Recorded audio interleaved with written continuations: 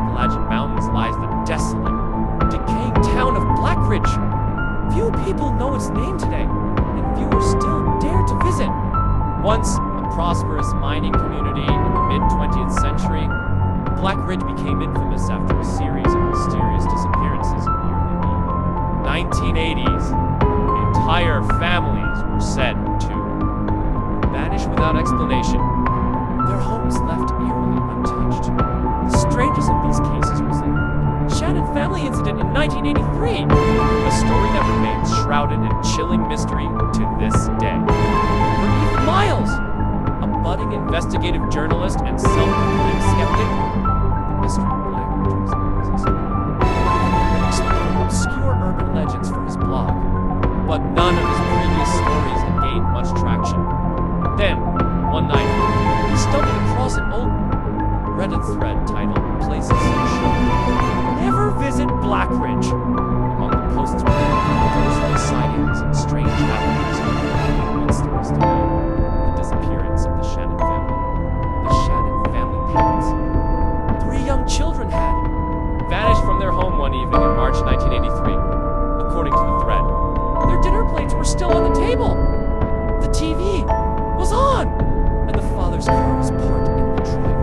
The only clue investigators found was in the children's upstairs bedroom, a series of crude drawings on the walls, showing shadowy figures standing beneath a black, jagged shape. Locals claimed the figure represented Deadman's summit, the foreboding mountain that loomed over the town. Ethan's curiosity turned into obsession. He spent weeks combing through archived news articles, witnessed accounts, and conspiracy theories about Blackridge. Locals spoke of a curse tied to the mountain, claiming that miners had disturbed something ancient and malevolent.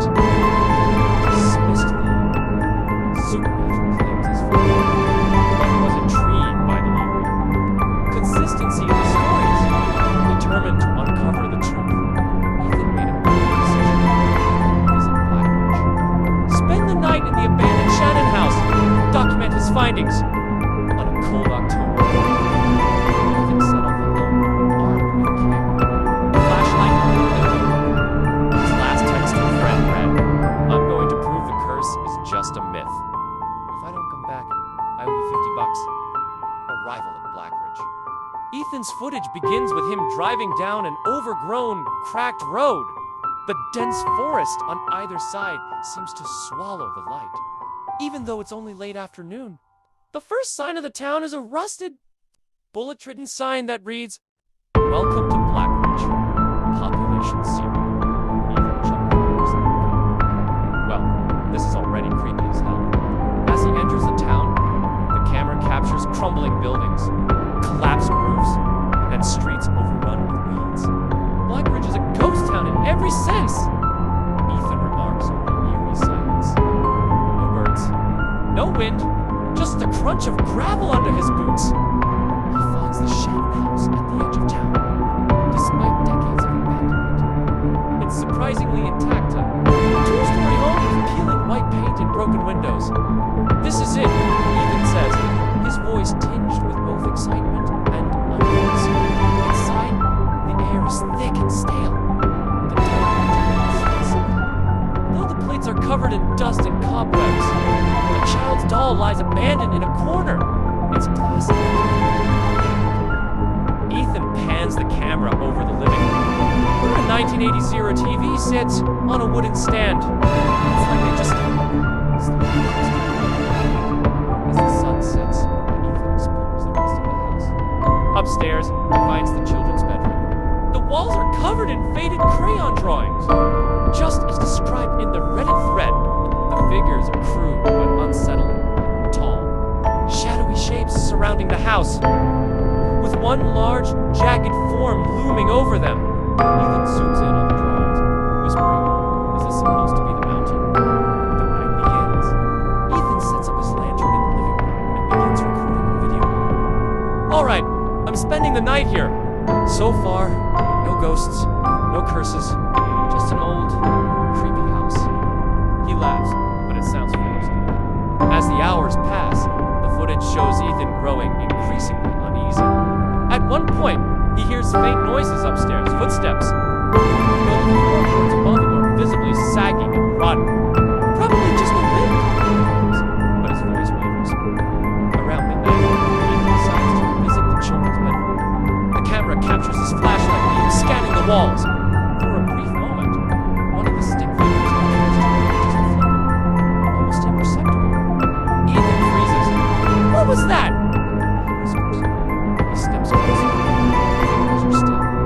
Suddenly, a loud bang echoes from the stairs.